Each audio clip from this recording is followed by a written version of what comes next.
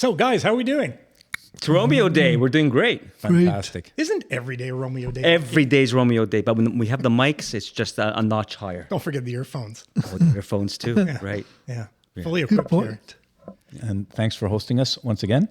Romeo World Headquarters. It's no longer feeling like I'm hosting anyone. Yeah. We're one big happy family.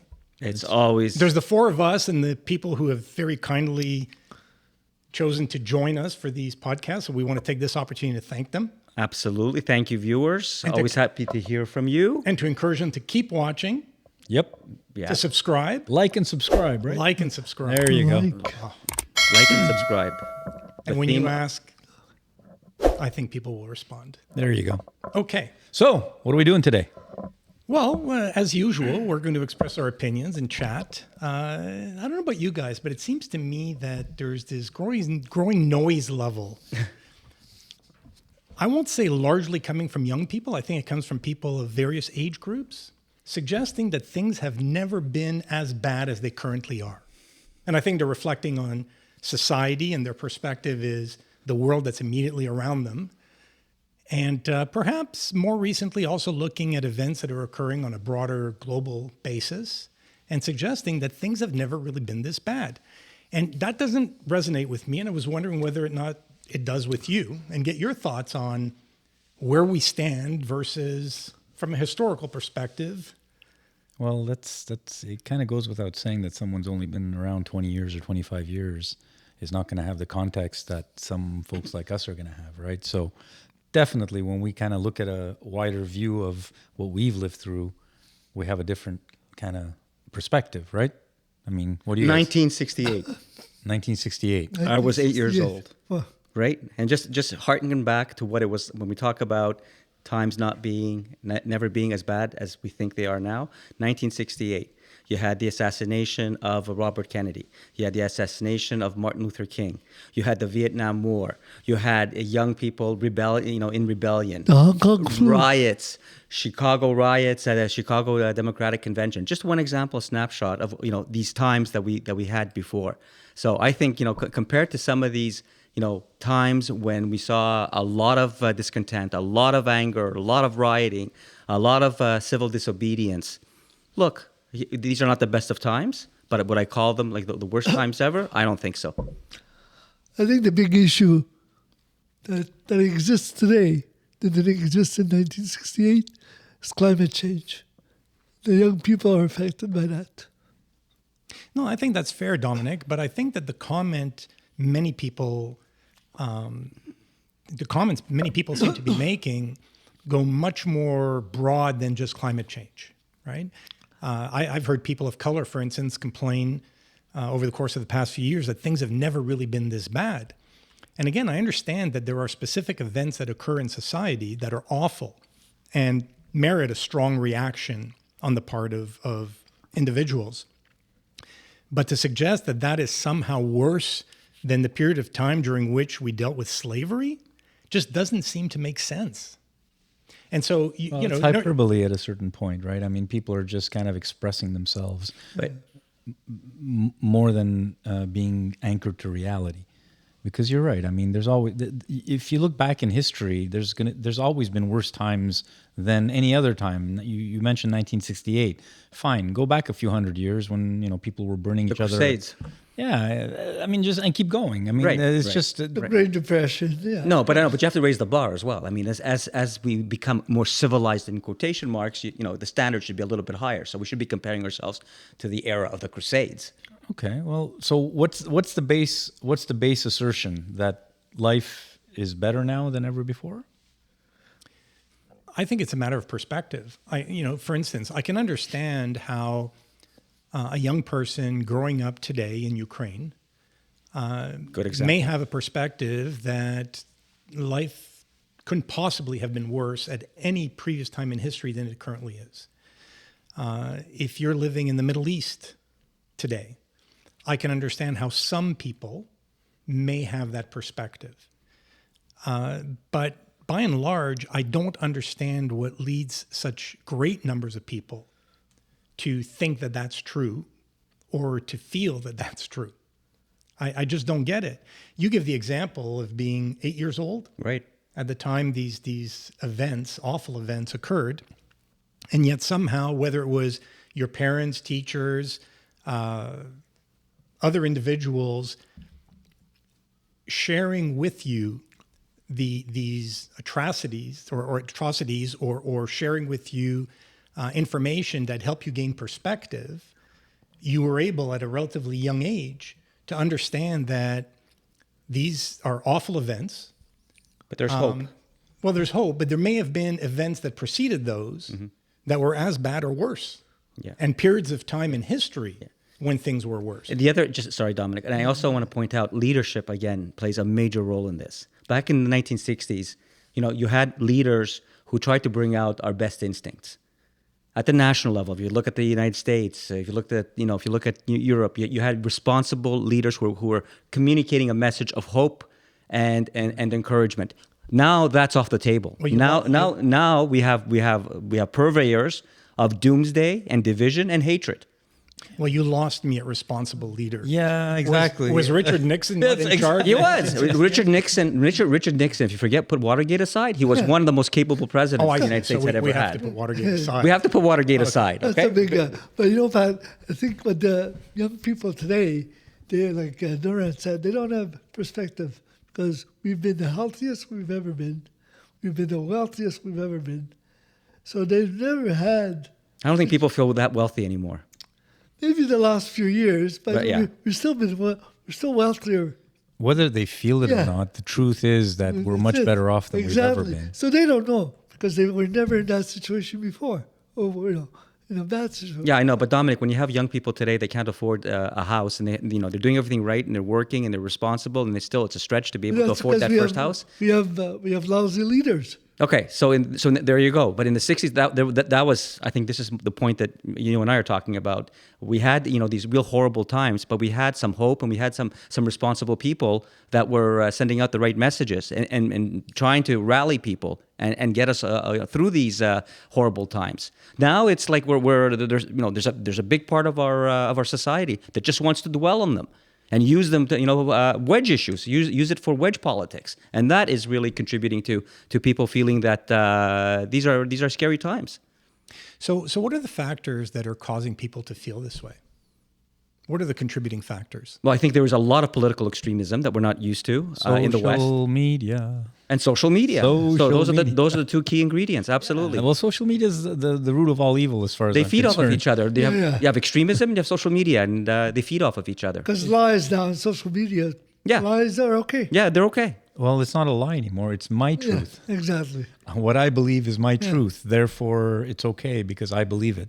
It's insane. Again, it gets back down to what's real and what's not, what people believe, what people don't believe, enabling people, empowering themselves. So now, let's maybe go down a rat hole here. But this whole thing about empowering yourself. I'm a strong, female. I'm a strong male. I'm a strong this. I'm a strong that. All this empowerment. It's making people believe that what they think is true as opposed to searching out actual reality. So people's realities are becoming their truths, and you can't have an argument or you can't have a discussion with someone who doesn't accept that the earth is round, for example, because their truth is, hey, no, the earth is flat. And there's another issue. You use the word empowerment, entitlement. Today, everybody feels entitled to everything.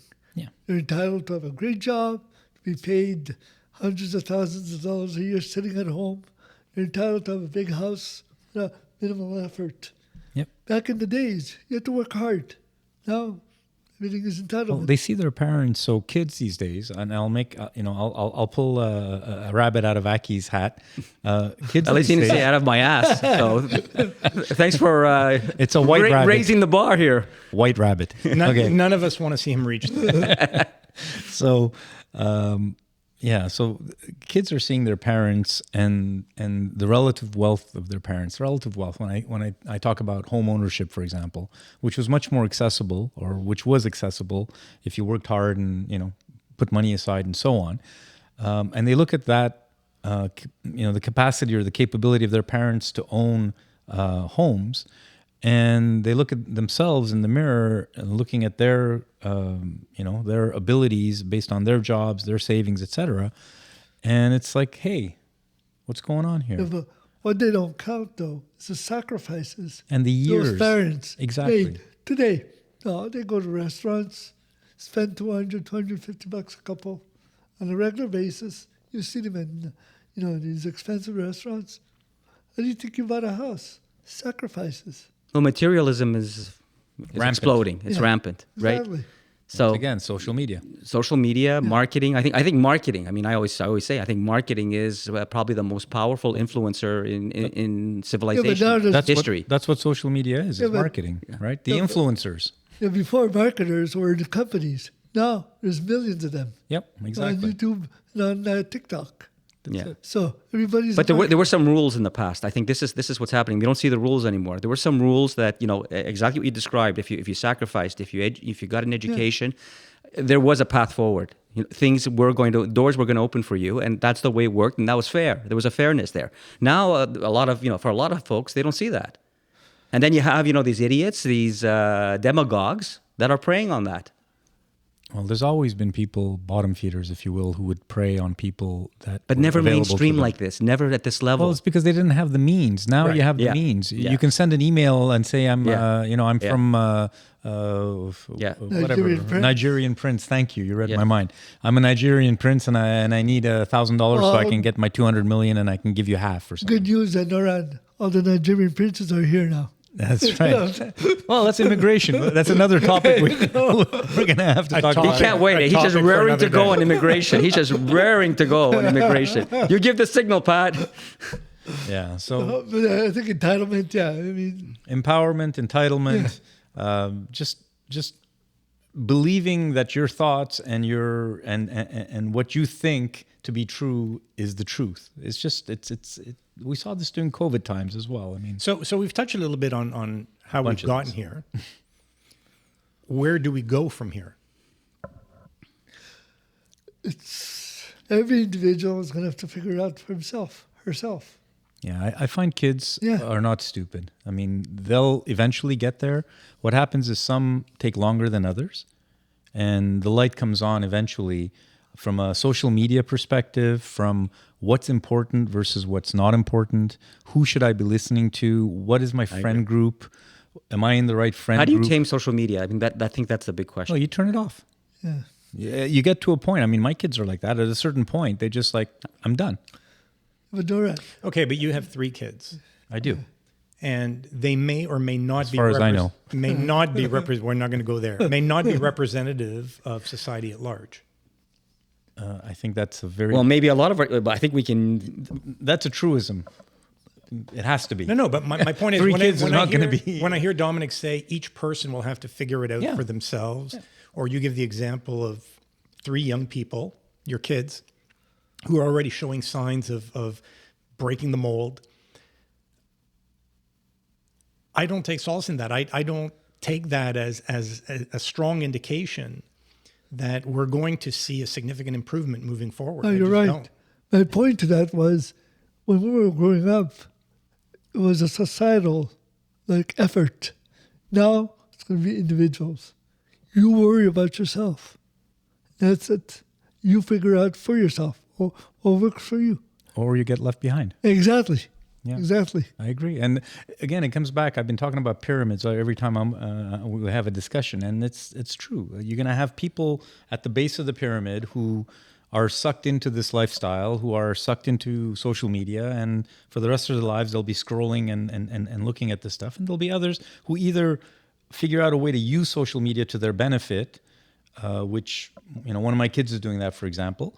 And you'll have other people who will just focus on other aspects of their lives and kind of move up the pyramid, as it were. Yeah, so I look, Which is I don't want to be a downer, but I just don't see that happening. So I'll use the example of, once upon a time, not that long ago, a lot of the information that was communicated to young people came at the dinner table, came from family members, other family members who had life experience, came from friends of the family who had life experiences. Then came the introduction of radio, and suddenly there was another medium that was providing information to individuals beyond what the immediate family and close circle of friends were able to provide. After radio came television, and with each of these technological innovations, people got hooked. And I see the internet and more recently social media in the same light. I don't think people are ever going to unhook from it. And my concern is that the forces that are at play are only going to intensify with the passage of time. So we didn't. And so to me, there has to be other solutions to this particular issue. I don't think that we should be hopeful that individuals left to their own devices are going to, at the age of 20, 21, 22, 30, suddenly wake up one morning and say, yeah, you know what? I don't think so. I'm not buying into this anymore. The hooks are deeply, deeply entrenched in people these days. But it's discipline. I mean, I'm on TikTok quite a bit. Within a second, I know that video is bullshit. So you go on to the next one. Yeah, You pick and choose, and there's a lot of good information. You know, the danger is in looking at ourselves or looking at one or few individuals and coming to the conclusion that because one or few individuals are able to resist these temptations, not to get lured in, or have the presence of mind or the strength of character not to fall prey to it, that most of society will. No, you're I right. don't see it that way. I But just that's, don't. that's the whole pyramid idea. Yeah. The most of society, or a large portion of society, isn't going to extricate themselves from the bullshit, but some will. There'll always be bright people who have focus on other things besides, wasting time. I understand right? your point. And if I come back to the comments both you and Aki made earlier on the topic of social media and the influence of social media, and just as importantly in my mind, your comment about the role that politicians are playing today. Or leaders. Well, leaders, I think it's really politicians, broadly speaking, right, who have various platforms that they can utilize in order to get their messaging out. Yeah, and legislation. I come back to my question. So given that these two elements are not likely to change in the near to midterm, where do we go from here? And I just want to, before we get into that, I think the other missing piece, and it's a big piece in my opinion, is there's no more sense of, and I think we talked about it in our earlier podcasts, we need to have a purpose as a society. As a people, we need to have a national purpose, especially young people. I really believe that. national purpose. A national purpose, a mission. So again, I think that, it's an interesting point. Don't want to spend a whole lot of time on it today. Right. Germany tried that many years ago. No, but they're Like, what are we talking about here? Oh, we're talking about, like, I think we've reached a point now where young people should, for 2 years, between the ages of 18 and 21, 22, their youthful years, they should be, they should choose on a voluntary basis, but they should be supported. They should be committing to a service of some sort, whether volunteering, whether it be the armed services, I don't know. But young people, I think, do need to have some sort of purpose. Instead of just being about, your selfish needs and being the slave of your social media. Volunteering, I agree with, but military service, no. I think national service. I think we take it's a little bit of the entitlement. Why do we feel so entitled? Because really we take a lot for granted. Yeah, that's a good point. I like where that's going. Yeah. So my concern is that if you believe people who are much more knowledgeable in this field than I am, and I think we are individually and collectively, most individuals' values are embedded by the time someone reaches the age of 6, right? And so to think that we're going to, at 18, 20, early 20s, change those values, change those belief systems, I don't think is a reasonable expectation. It may work in select situations, but I don't think it's a broad-based solution to the problem. I think it has to start at a much earlier age. And I'm not diminishing the positive impact that some of the examples or suggestions you're making can have on people and on society at large. But I think that we have to be mindful that an intervention is required at a much earlier age in order to change the mindset, change the belief system. Entitlement, as we discuss it, is not something that naturally occurs, in teenagers or young adults. It's something that has been cultivated from a very early age in kids based on how parents treat them, based on how they're treated at school, based on how they're treated if they're involved in extracurricular activities. Yeah, they all get trophies. They all get trophies. So everyone's being told or has been told for a generation or more now, regardless of what you do, regardless of how you perform, you're a winner. So my point, Pat, is you need... Which is bullshit. Right, but that's the whole purpose. But that's We the whole- agree. This is why you need this piece of some sort of purpose and national service.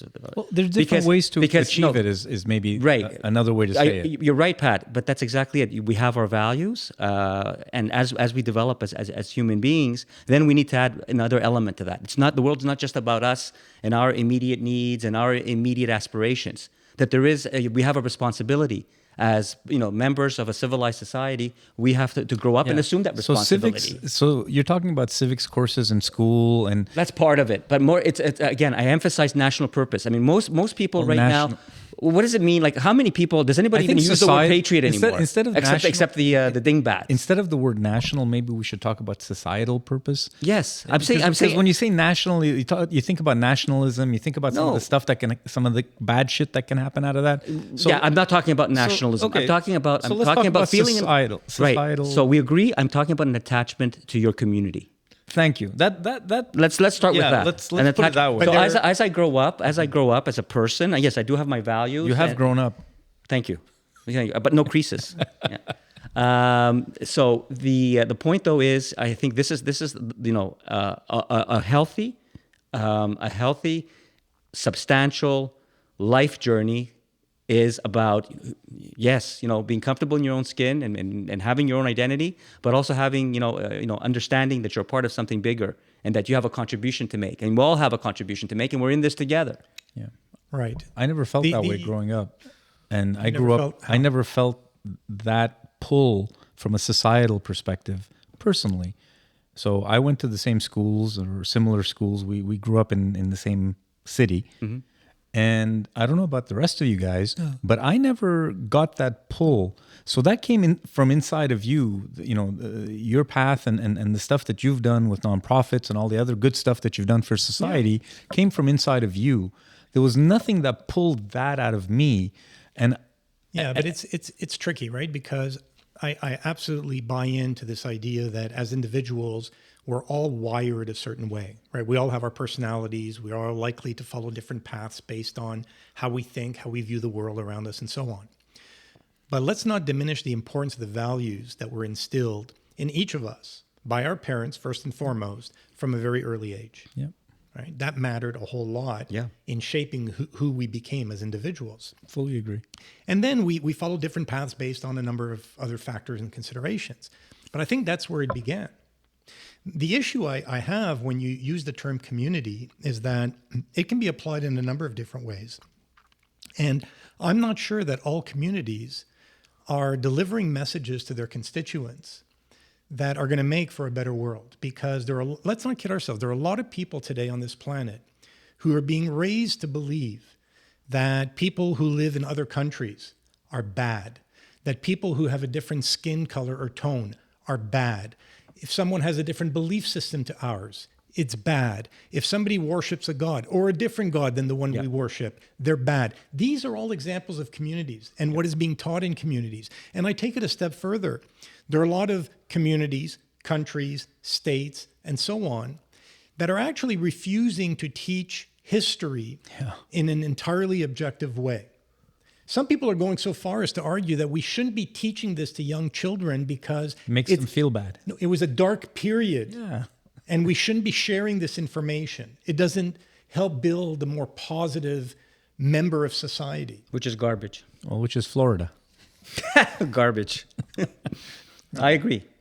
But so then, but I'm trying to respectfully challenge what you're saying about community and trying to find a way where, I come back to John Lennon's Imagine. Yeah. Imagine a world in which, we all live as one, meaning it starts with respect. We respect one another. We may have different beliefs, but we respect one another. We believe in democracy. So we all want the same thing. So you're questioning how it's achieved, but I think we all agree that it would be nice for people, for all people, for young people, for us when we were growing up to have a sense of society. Forget community for a second, because it could be, one community against another, but society in general. where you're accepting of everyone. You want to add You respect.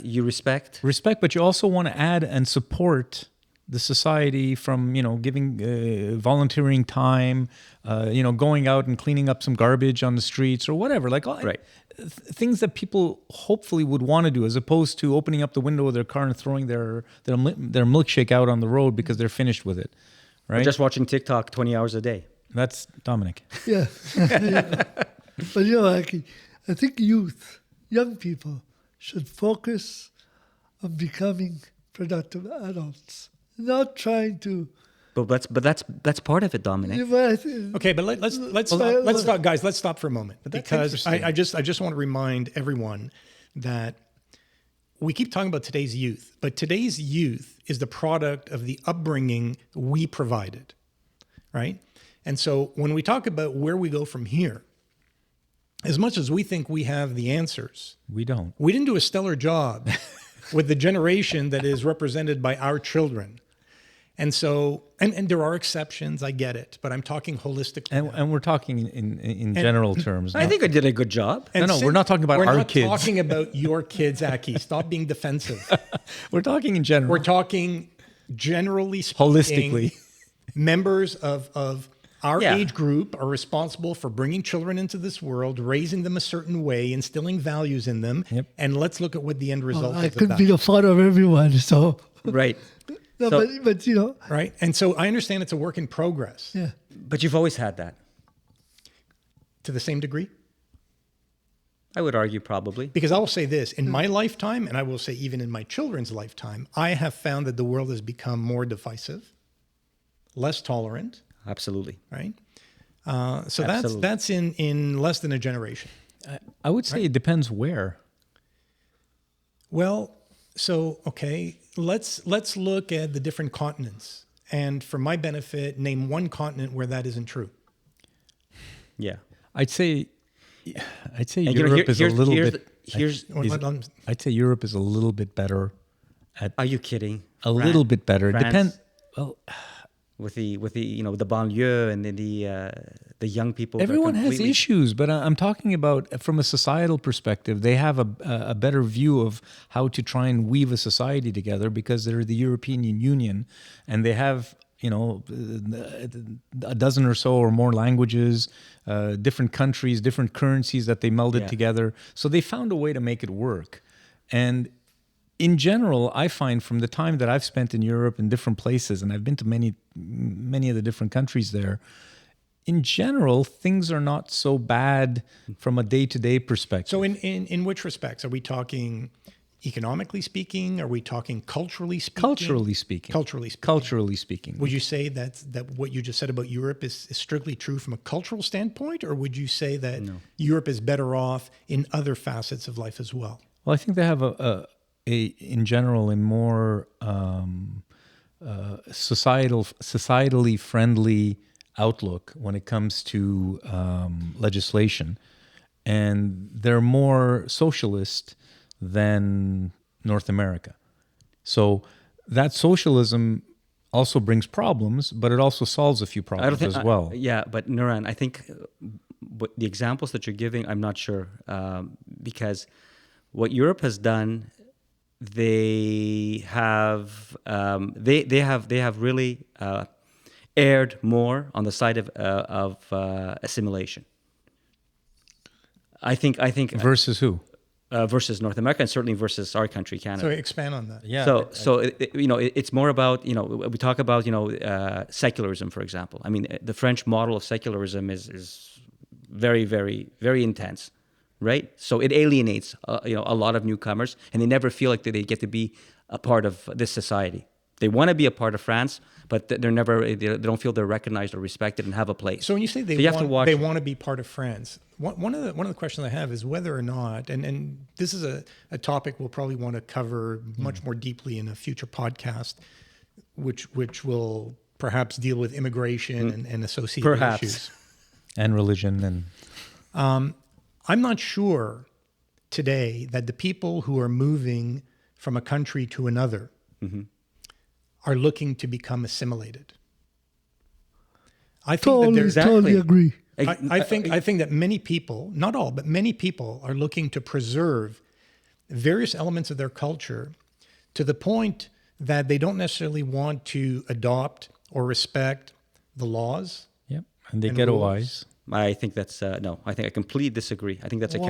caricature. How do you explain the chaos that we're observing in so many countries, not only in Europe, but including here. Why do you think Virtually that around the secular? world. Why do you think those secularism laws It's- have come into okay, place? so it's exactly to Because deal with I those can kinds argue, of issues. you can argue. You want to take secularism? I can argue that you're targeting one group of people, and that's it. And if you didn't have any Muslims amongst us, we wouldn't be talking about secularism. But somehow, all of a sudden, we're offended. You could be a doctor, you could be university educated, you could be a career person. But if you happen to wear a kippah, if you're a Jew, if you happen to wear, the headscarf, if you're a Muslim, that right away, I don't know what happened. That becomes unacceptable because that becomes an interpretation of what you're saying. No, I think that there's an example that they do not want to integrate. It's a problem. Let's crush this and put a stop to it. That's the French model, and that's why they have all this fragmentation and social tension in France. Okay, so Germany, under former Chancellor Merkel, opened their doors to immigrants. like to a million of them. And that led to a significant problem. So you could say they took an opposite approach to the French. Right. And yet the end result is that the severity of the problems they face now are as great or greater than the problems that you might describe in France. They're of a different nature, but just as great. I think for Germany. society. I think Germany's turning the corner. I think the worst is behind them. I still think they're still considered to be like a model power, a model economic superpower in Europe. I don't see Germany It's interesting. collapsing. It's interesting that when we talk about a superpower in Europe, we have to qualify the statement by saying in Europe. You're either a superpower or you're not. Okay, but the point is, we all agree. Are you telling me that Germany is declining? That Germany is in the throes of some real serious social collapse because of Merkel's policies? Is that what you're saying? That's not the Germany I see. I'm not going to say social collapse. I will say that although they are by far the most economically robust country in Europe, it's no contest, I do not consider Germany a superpower today. I think they're lacking in a number of different areas. But who isn't? From an economic standpoint? Yeah. The U.S., for one. Well, the U.S. has tremendously high debt. If you're telling me that the U.S. is not on solid economic ground today, right? If you look coming out of the pandemic, the state of most countries around the world, Yes, the United and how States. the U.S. has navigated and continues to navigate Yes, but without the benefit of trading partners who are on solid footing. right. So I'm saying, let's go back to Germany, okay? So Germany, unless you're saying something differently, you gave the example of Merkel's policies of welcoming refugees. And yes, it was a very difficult time. There was a transition, there was an adjustment, but I think Germany got it right. And I think Germany now is back to being a respectable, successful country. I don't think that's the case. Okay. So and I don't want to get sidetracked into a conversation about Germany. Where were we at? We were at talking about how we move forward from a situation where today I think we generally agree that there are many people, and yes, perhaps the majority of young people, but many people in society today who feel that the current situation they exist in, they believe is as bad as the world has ever been. So, you can make the argument from a climate standpoint, and I'm not going to debate it, right? I would agree that things are as bad or worse than they've ever been. I think that's the one area. But we look at it culturally. We look at the state of racism. Racism has always existed and will always exist.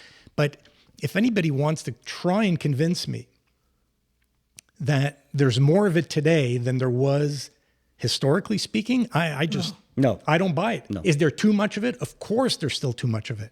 But it's nowhere near as bad as it was 100 years ago. Yeah. No contest. There's too much. We're predisposed. There's too much inclination to look at things in a very negative light. And to sensationalize things. And again, coming back to social media, whereas before we had more of a balance. You had these dark voices. But you also had, in the mainstream, you had people who were sensible, who were moderates, who tried to build bridges, who tried, to make things better. Whether it be, again, go back to the American example in the 1960s, when a Texan president passed, the Civil Rights Act and then the Voting Rights Act, right? So that was what public life was about. That these were the models that parents and young people could look up to and say, these are the principles. These are, the principles that unify us. But this is what we're all about. We don't have that anymore. No, because notoriety right now gets clicks. And everyone's trying to either be a badass or is trying to go against the grain or is trying to do something that's going to get people's attention. And most often than not, getting people's attention means doing something negative or stating something negative, because that's what gets everyone's attention. It's what's on the news. You don't turn on the news and see good stuff. But it goes further than that, because I think that the political systems that we upheld until fairly recently as models for the world to follow are falling apart. And when I say falling apart, I see elected officials who are 1, 2, maximum 3 issue candidates, and who will do everything in their power in an often disingenuous manner in order to drive those priorities and drive those agendas and drive those issues.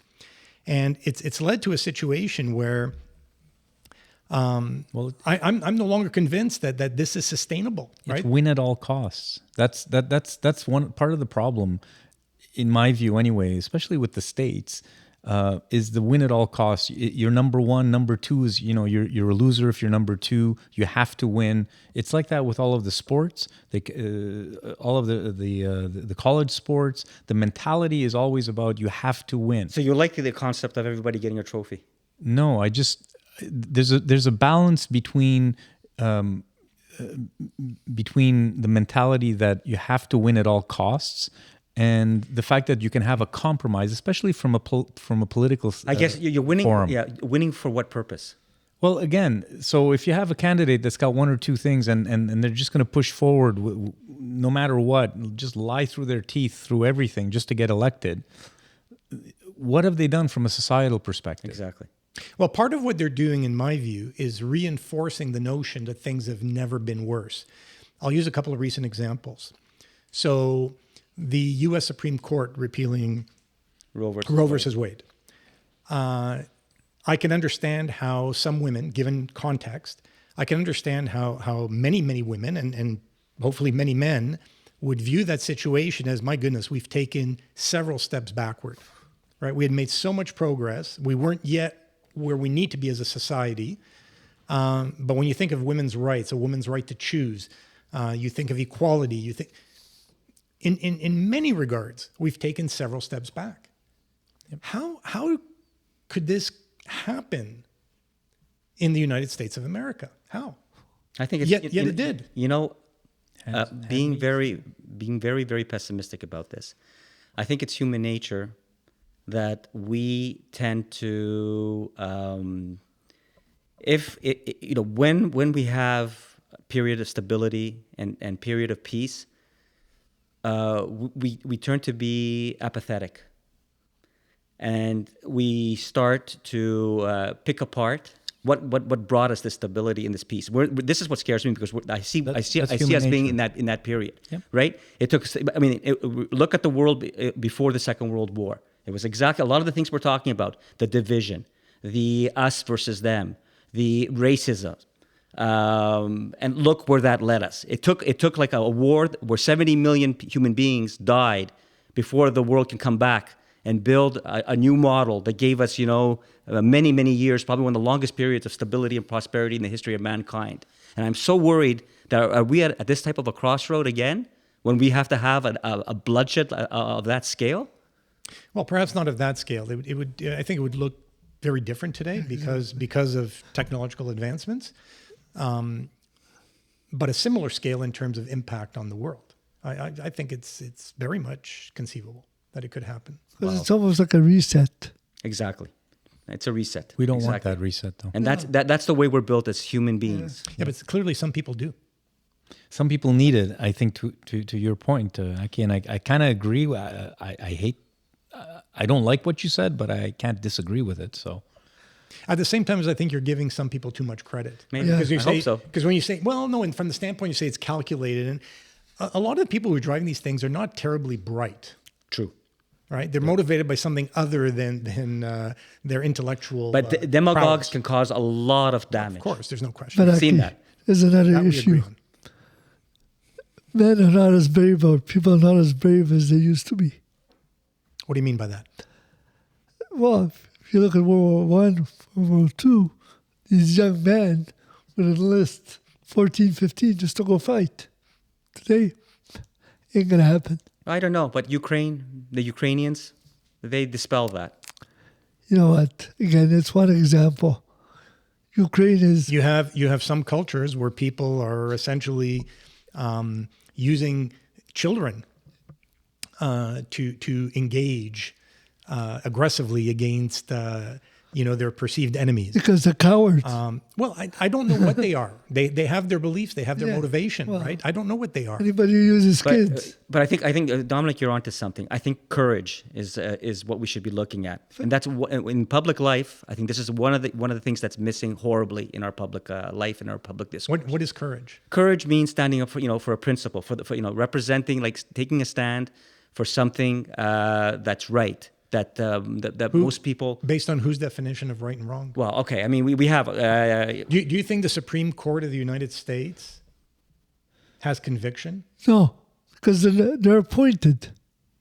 No, that's not. No, the but they question. should. I Whether mean, they're appointed or not, yes, do they- yes, they should have a conviction. so- do they? so- So Well, they're no, making. but wait a second. Right. So we have to recognize and accept that people of different backgrounds have different beliefs, I know, but the whole system. and who's to determine what's right and wrong? Okay, but we had a way because we had some core principles that we all agreed. We agreed about these core principles. Just as you give the example of the Clearly not. Okay, well, that's the model that we had. That's the formula that worked. We used to. We agreed on civil rights. We got it done. Some people We agree. agreed agreed- on the truth. Right. We agreed on women's rights. We agreed on facts. And up to Roe versus Wade, that was we agreed on women's We rights. can't agree on facts. We can't agree that the earth is flat or round. This is where we're at. This is where we're at. give So me a when we break. talk about bravery, we can't agree that So vaccines are good for you. We can agree on creation versus Big Bang. Big Bang? What? Sorry. creation versus what is evolution. Evolution. Oh, yeah, Right. Right. sorry, Right. But what I'm saying is that there were. I mean, we were geared as a society. In terms of what we were teaching our kids, the way we raised our kids, the way we voted, the type of politicians that had authority. We were geared toward. Putting in place principles of equality, putting in place principles of social justice and fairness and economic opportunity. Yeah. Right? Now, a lot of those principles, everything is negotiable and everything is whittled down. Yeah. That's what concerns me. And they But don't want people to I vote. think what has happened in certain parts of the world is that a lot of those individuals who continue to hold on to these beliefs. They're getting slaughtered. No. They were quiet. And over the course of the past 8 to 10 years, they've been given a voice. Right? So you talk about courage. They weren't courageous enough to speak out when it appeared that most of society believed differently than they did. But all it takes is one or two leaders to speak out strongly in a way that resonates with them. Yeah, the QAnon folks, for example. And suddenly they feel very emboldened. They feel very courageous. I know. And you realize that they never went away. They just lay dormant. Stand down and stand by. Right. It's like a virus but that they lies should've- dormant for years. I- and then But I know, but they had to be put in their place. I mean, they could not be allowed, into the mainstream because they're lunatics. You can't have lunatics in the mainstream of society. you're talking as if this was something that occurred in QAnon, the past. example of QAnon. No, but it's a lie. They're lunatics. They're lunatics. So it wasn't. Okay, lunatics. Aki, where do you stand on this issue? So my point though is it was never possible for that to go into the mainstream of your public life. Now that is the mainstream of the lunatics are the mainstream. And that never happened before Just because you don't in believe modern in history. Jewish space lasers? Come on. What's You know- wrong with you? So this is, and that's, we've never been in a place like this. Well, you can't say we've never been. Well, yeah, we have. I mean, with the Nazis and the fascism and Okay. so forth, I suppose. So that's an we example. have. We Right. have. We have. And then we go back to the price that we paid. And we thought, we became better. We learned our lesson. And we're never going to. Ukraine we're is never paying gonna, that price right now. in a way, absolutely. Yeah. Absolutely. Well, absolutely. that's part of what's happening now. Absolutely. You're talking about millions dead. Well, it may not be millions yet, but there's a lot of people dead right now. Of course. It's not stopping. Yeah, look at the Holocaust and genocides that have happened. That was never supposed to happen. I thought we learned our lesson. We have the United Nations. Never again, we said. How can human beings do this to each other? Concentration camps. You had genocide in Rwanda. You have genocide in I'm Sudan. Armenian.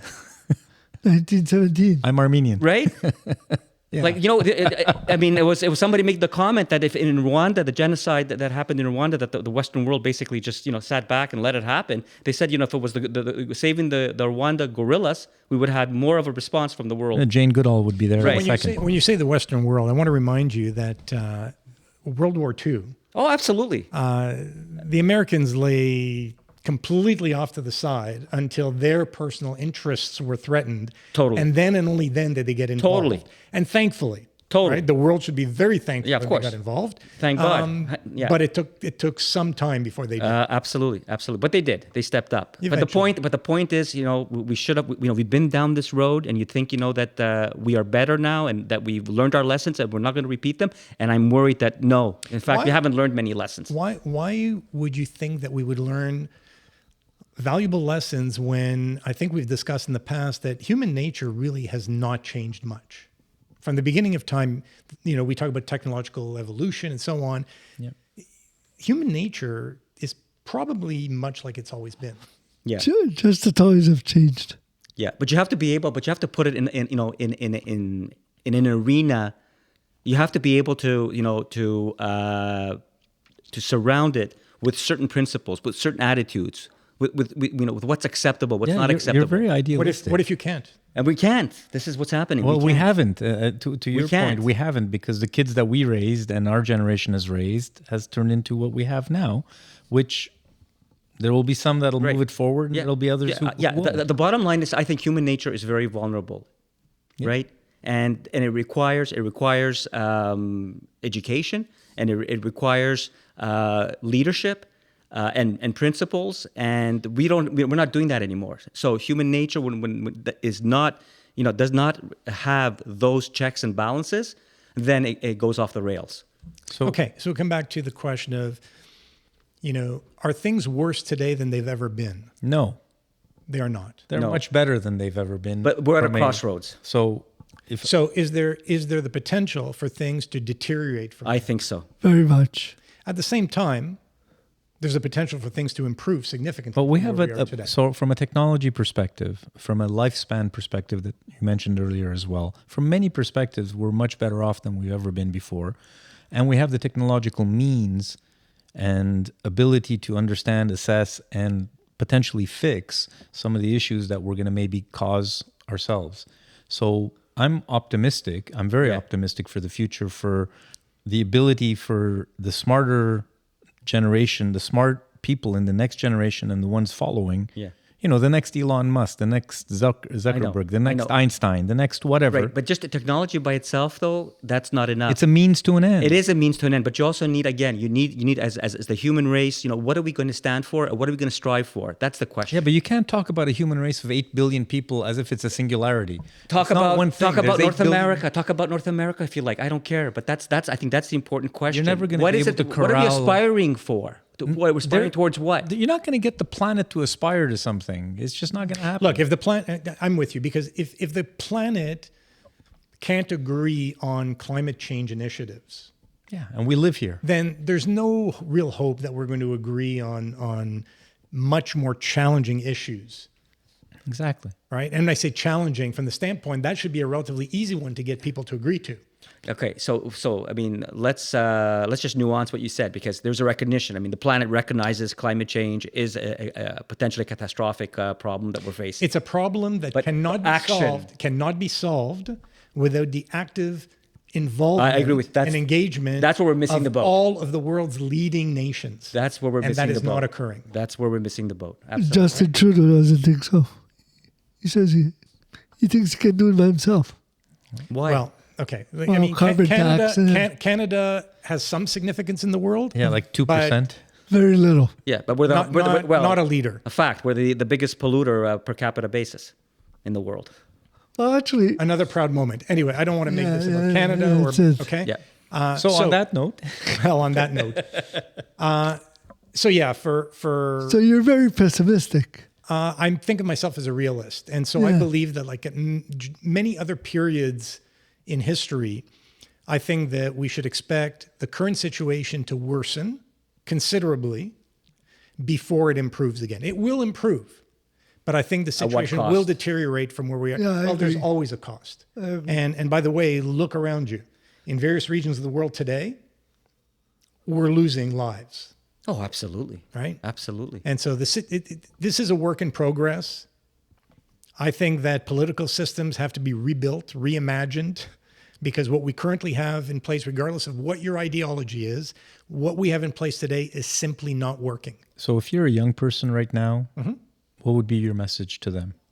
If they believe that If this I is was a the- young person, if or if I'm addressing young if people, you're addressing a young person now who is thinking that they're living through the worst possible time in existence, what would be your feedback to them based on what we just said? well, I would encourage them to get engaged. And by engaged, I mean get informed, get educated, find sources of information that are truthful, that are objective, right? Get off your TikTok. And I understand you're not going to get off TikTok indefinitely, but long enough that you can identify some valuable sources of information that are going to help you gain a much better understanding of the world you live in today, of the history of the world before you entered it, and hopefully give you some really great ideas about how you can improve this world and engage, make a contribution. Give you some It's perspective. the only thing that's ever changed the world is engaged people.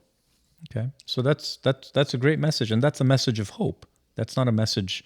Well, it's a message of encouragement. I'm not big on hope because hope ain't a strategy. And I think you need to set some clear objectives and sound strategies and put the measures in place to execute really well and course correct, because you're going to have to adapt along the way. Perfect. Tell us what's wrong with the world, and then how you want to contribute to making it I better. still think it's Well, a message not what's of wrong hope. with the world. It's what are the causal factors. When you define the problem, if you don't identify the causal factors, you can't do much. You're having a about rectifying conversation, the okay, but situation. you're having a conversation with an 18-year-old, right? Yep. I mean, you have to keep it straightforward. Not you have to keep it straightforward. What's wrong with the world? What is it that you don't like about the world or that scares you about the world? He'll and then point okay, at once you. once okay. So what is it that you want to do? Well, how do you want to change things? And tell me how you see yourself in this game? Soylent Green. What? To keep it simple, you got to tell them, if you don't like the status quo, do something about it. Because that's what's worked. This is whatever inspires you. If you look at something that inspires you, there's always there's been people stepping up and changing things that made it happen. So And by the way, the answer to these problems is not going to be found on TikTok, not the version that's used in Western society. It's not going to be found on Facebook or Instagram or social media, Absolutely. YouTube, or this podcast. On that note, really good conversation. Hope you guys enjoyed it as much as I did. I sure did. Once again, want to thank people for viewing, for watching. Give us a like. Don't give Appreciate it. Don't give up. And don't give up. yeah. We'll see you next week. Take care, guys. Take care. Ciao.